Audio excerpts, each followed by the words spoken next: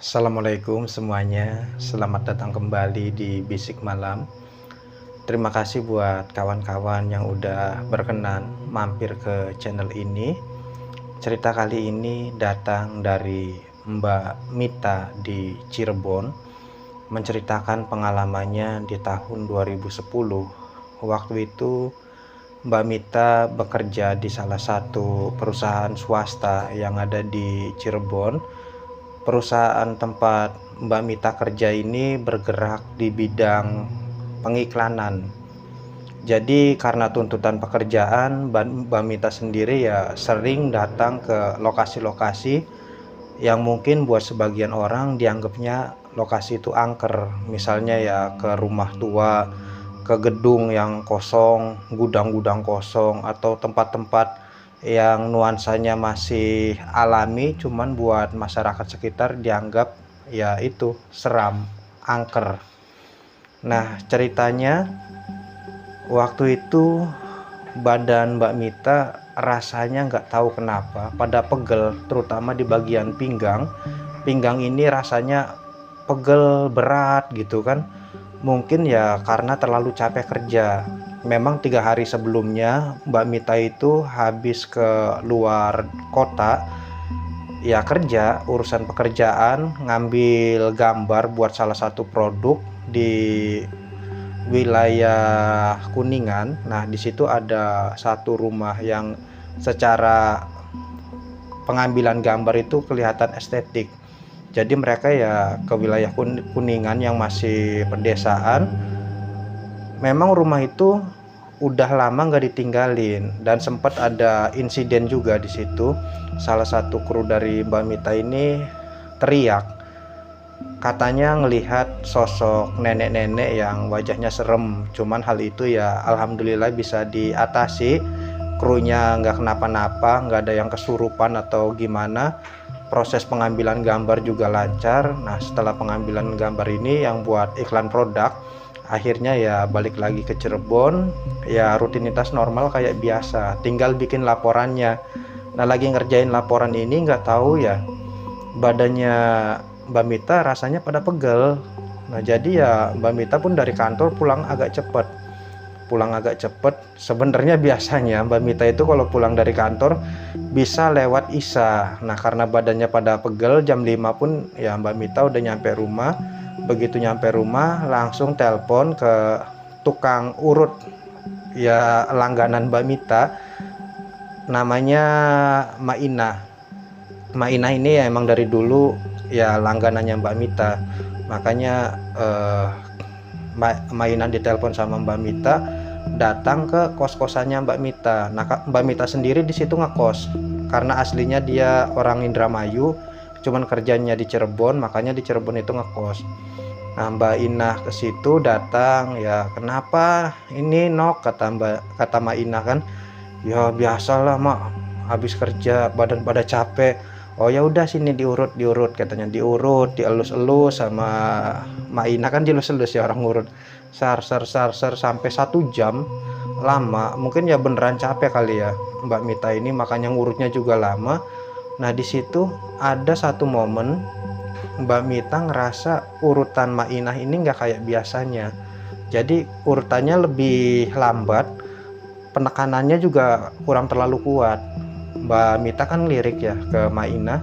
Nah, ternyata Mainah mulutnya lagi komat kamit, kayak semacam membaca doa, mungkin doa atau mantra, nggak tahu, pokoknya mulutnya komat kamit gitu. Mulutnya komat kamit, tangannya sambil ngurut, cuman ngurutnya ya sempat berhenti, nanti lanjut lagi gitu kan. Ditanya sama Mbak Mita kan, Mainah ngapain, lagi doain apa, kata Mbak Mita. Alah biasalah ini nok, katanya, ya buat bonus biar badannya ya nggak terlalu capek. Oh begitu, iya ya udah. Mbak Mita juga ya nggak mempersoalkan masalah ini. Memang setelah diurut sama Maina, badan itu rasanya ringan, enak, kayak habis ngelepasin beban berat di punggung, bebannya ditaruh di bawah kan, badan rasanya enteng gitu. Enteng ya, akhirnya Maina ya dibayar. Maina pun pamit buat pulang. Nah, sepulangnya Mainah ini nggak tahu kenapa yang tadinya badan ringan tiba-tiba jadi berat lagi, terutama di bagian pinggang. Pinggang ini langsung aduh berat gitu. Kok kayak gini, pegel, berat, kayak kebas. Pokoknya perasaan nggak enak kumpulnya di pinggang. Karena ngerasa kayak gitu, akhirnya ya udahlah, Mbak Mita istirahat dulu. Istirahat sampai ketiduran. Nah, kisaran jam setengah 11 malam Mbak Mita itu kebangun. Habis kebangun, Mbak Mita ya jam setengah 11 malam ya mau tidur lagi kayaknya ya agak susah kan, karena udah cukup lama tidurnya. Jadi Mbak Mita bangun, ya udahlah sekalian aja cuci muka, ke wastafel kamar mandi cuci muka, terus bikin kopi. Nah, habis bikin kopi Mbak Mita mulai buka laptop, terus yang ngerjain laporan yang belum selesai, dikerjain, ngetak-ngetik, diperhatiin, ternyata ya masih banyak yang perlu direvisi katanya kan. Lagi kayak gitu, tiba-tiba Mbak Mita ngelihat hordeng di kamar dia, hordeng yang di jendela itu, jadi ya kayak ketiup sama angin, jadi gerak gitu hordengnya kan. Lah, jendelanya belum ditutup ternyata, kata Mbak Mita. Pantesan badan dia rasanya nggak enak pas bangun tidur, mungkin anginnya masuk, dia ya kena angin, jadinya ya badannya nggak enak kan. Nah, akhirnya Mbak Mita ke jendela, cuman pas nyampe dekat jendela ternyata jendelanya udah ditutup. Kok udah ditutup ya, padahal tadi ya jelas banget kalau ininya goyang, hordengnya nih goyang sendiri gitu kan. Kok bisa kayak gitu, kenapa ya, kok perasaan jadi nggak enak, kata Mbak Mita. Sampai akhirnya ada suara keras dari bagian luar jendela. Suaranya tuh kayak kaca dicakar, krek krek kayak gitu, kayak suara kaca dicakar pakai kuku, krek krek. Nah, Mbak Mita kan ngelihat ya ke luar jendela, nggak ada apa-apa, cuman suaranya masih ada. Nah, Mbak Mita mikir ini kayaknya udah nggak beres nih, kayaknya udah nggak bener. Nah, jadi Mbak Mita langsung ngambil laptopnya sama chargernya, keluar dari kamar kosan, datang ke kamarnya Rina. Rina ini ya temen satu kos lah, cuman ya beda divisi tempat kerjanya. Nah, kosnya bareng di situ. Nah, pindah ke kamarnya Rina, diketok-ketok. Nah Rina, lama nggak dibuka-buka. Ketok lagi, nah Rina, nah udah tidur ya katanya.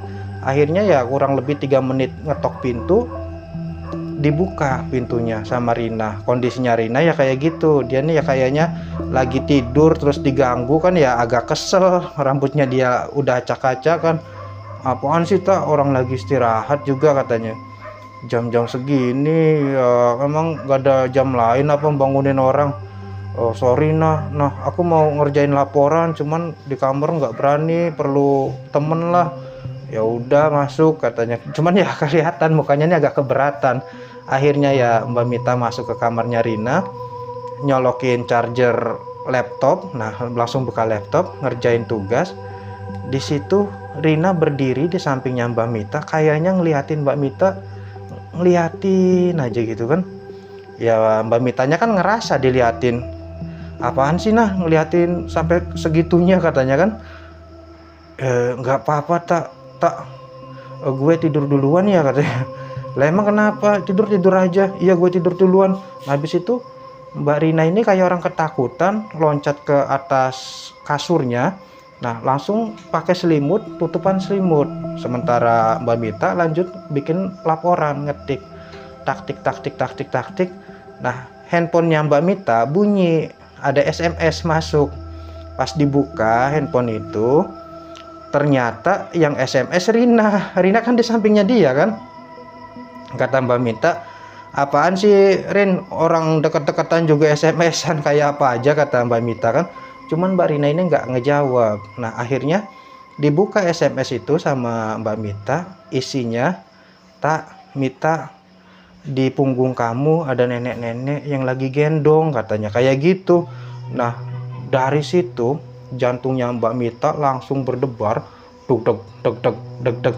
Nggak tahu kenapa yang tadinya nggak ada suara, tiba-tiba ada suara nenek-nenek ketawa. Punggung makin berat, jantung makin kuat berdebar-debar. Nah, Mbak Mita pun mulai ngerasa kalau di pundaknya ini, di di pundaknya ini, di bagian belakang terasa kayak ada nafas seseorang. Jadi berhembus, bikin bulu kuduk merinding lah kata Mbak Mita. Nah, Mbak Mita nengok pelan-pelan. Ternyata sebelum Mbak Mita nengok, si muka nenek-nenek itu ya muncul dari belakang pundaknya Mbak Mita sebelah kiri. Nah, Mbak Mita ngeliat ya memang nenek-nenek yang serem, matanya itu hitam, kayaknya ya saking keriputnya dia atau gimana. Karena terlalu takut, akhirnya Mbak Mita itu ya nggak sadarkan diri, ya pingsan di situ, bleg. Begitu Mbak Mita sadar, ternyata ya masih di kamarnya Rina, cuman Mbak Mita nggak sendirian, ada Rina, ada teman-temannya yang lain. Nah, Rina ini ya ngabarin teman-temannya yang lain kalau tadi ada kejadian begini-begini, minta tolong ditemenin kayak gitu. Akhirnya ya besoknya Mbak Mita nggak kerja, cuman Mbak Rina ya sama Mbak Mita ngubungin Mainah lagi, Mainah yang tukang urut, suruh ke situ. Nah, ternyata Mainah ini ya dikit-dikit ngerti masalah kayak ginian. Akhirnya ya Mainah, karena keterbatasan Mainah juga, jadi Mainah ya nyari orang yang lebih proper, yang lebih paham di masalah ini. Nah, sama orang yang lebih paham ini kayak ada semacam tawar-menawar. Intinya si nenek ini yang di punggungnya Mbak Mita, dia itu ngikut dari Kuningan sewaktu Mbak Mita ngambil gambar buat produk di rumah yang klasik itu. Nah, terus si nenek ini ya minta diantar balik ke situ lagi. Ya udah, mau nggak mau akhirnya Mbak Mita yang nganterin si nenek ke situ lagi dengan kondisi yang rasanya nih berat punggung. Sampai akhirnya nyampe rumah situ memang bener, percaya nggak percaya, jadi yang tadinya punggung ini berat jadi ringan rasanya nih ya, kayak los gitu, kayak abis ngelepas beban yang berat. Nah, baru Mbak Mita ngerasa ya enakan. Habis itu ya udah Mbak Mita pulang, ya ceritanya pun selesai sampai situ. Terima kasih buat teman-teman yang udah ngedengerin cerita pendek horor ini. Mudah-mudahan ya bisa nghibur teman-teman semua. Sampai ketemu lagi di video selanjutnya. Saya Mang Asep pamit undur diri. Assalamualaikum.